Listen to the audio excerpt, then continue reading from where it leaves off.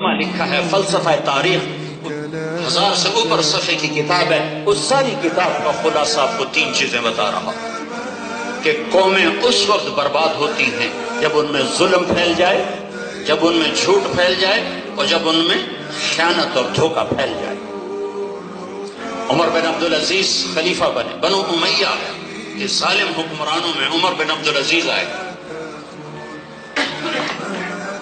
جب ان کا انتقال ہونے لگا تو انہوں نے رجا بن حیوہ کو بلا کر فرمایا کہ میں نے ولید، ان کا چچا تھا، اس کو قبر میں اتارا۔ تو عمر بن عبدالعزیز نے فرمایا رجا، میں نے عبد الملک کو قبر میں اتارا۔ جب اس کے کفن کی گھیرا کھول کے دیکھا تو اس کا رنگ سیاہ پڑ چکا تھا اور اس کا چہرہ قبلے سے ہٹ چکا تھا۔ پھر میں نے ولید کو قبر میں اتارا، عبد الملک خلیفہ، پھر ولید بن عبد الملک، میں نے ولید کو قبر میں اتارا۔ میں نے اس کے کفن کی گرہ کھول کے دیکھا تو اس کا چہرہ قبلے سے ہٹ چکا تھا اور رنگ سیاہ پڑ چکا تھا۔ پھر میں نے سلیمان کو قبر میں اتارا، سلیمان بن عبد الملک، تیسرا خلیفہ۔ ہائے، سلیمان کی میت کو جب قبر کے قریب کیا گیا تو اس کا وجود ہلنے لگا، تو اس کے بیٹوں نے کہا ہمارا باپ زندہ ہے، زندہ ہے۔ عمر بن عبدالعزیز نے فرمایا نہیں، بل عجل اللہ بالعقوبہ، قبر کا عذاب جلدی شروع ہو گیا ہے، چھپاؤ چھپاؤ چھپاؤ۔ تو کہنے لگے میں نے اب سلیمان کو قبر میں اتارا، جب اس کے کفن کی گرہ کو کھول کے دیکھا تو اس کا چہرہ قبلے سے ہٹ چکا تھا اور رنگ کالا پڑ چکا تھا۔ قبر تو شرابی زانیوں کے چہرے نہیں ہٹنے دیتی، ان کے چہرے کیوں ہٹ رہے ہیں؟ اور یہ کون لوگ تھے؟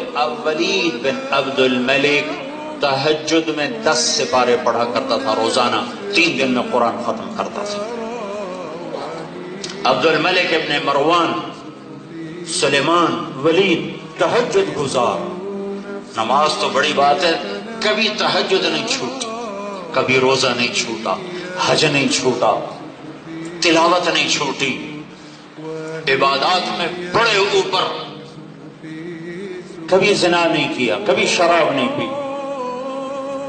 صرف ایک کام کیا، ایک کام کیا، ایک کام کیا، ظلم ظلم ظلم، ظالم بنے، ظالم۔ تو اللہ نے چہرہ قبلے سے ہٹا دیا اور رنگ کالے کر دیے۔ مجھے ایک سیشن جج نے بتایا کہ پاکستان کی عدالتوں میں جو ظلم ہو رہا ہے آپ باہر اس کا تصور ہی نہیں کر سکتے۔ تو یہ ملک کیسے عزت کے ساتھ سر اٹھا سکتا ہے جہاں کی عدالت بھکشو کی ہو، جہاں کے وکلاء ظالم کو پناہ دینے کے لیے، قبضہ گروپوں کے لیے فائلیں تیار کرتے ہوں۔ تو عمر بن عبدالعزیز ان 3 کے بعد آئے، وہ ظالم تھے، یہ عادل تھے۔ انہوں نے 2.25 سال میں بنو امیہ کے ظلم کا صفایا کر دیا اور 3 بر اعظم میں زکوٰۃ لینے والا ایک آدمی نہ بچا۔ جب انتقال کا وقت آیا تو رجا کو بلایا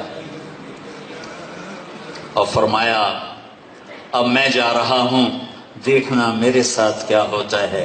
3 کے ساتھ تو میں نے دیکھا تھا کیا ہوا تھا، مجھے دیکھنا میرے ساتھ کیا ہوتا ہے۔ جب ان کی میت کو قبر کے قریب کیا گیا، سلیمان کی میت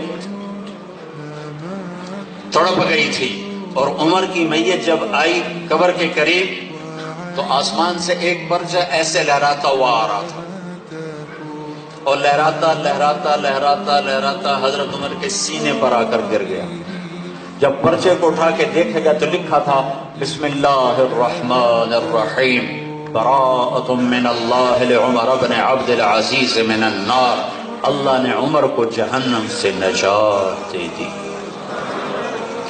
3 بر اعظم کی حکومت کر کے نجات کا پروانہ لے جا رہا ہے تو وی سی کے پاس تو چھوٹا سا اقتدار ہے، ایم پی کے پاس تو چھوٹا سا اقتدار ہے، وزیر اعلیٰ کے پاس تو چھوٹا سا اقتدار ہے، وزیر اعظم کے پاس تو چھوٹا سا اقتدار ہے۔ آج کا اقتدار تو بہت معمولی ہے، اس میں ہم کیوں نہیں اپنے مالک کو ڈھونڈ سکتے اور راضی کر سکتے؟ سیکھا نہیں، ارادہ نہیں۔ تو بھیا ان کو قبر میں اتارا تو رجا ان کی قبر میں اترے اور وصیت کے مطابق کفن کی گرہ کو کھول کے دیکھا تو فرمایا رجا نے میں نے دیکھا چہرہ قبلے کی طرف تھا اور یوں لگ رہا تھا جیسے 14ویں کا چاند قبر میں اتر آیا۔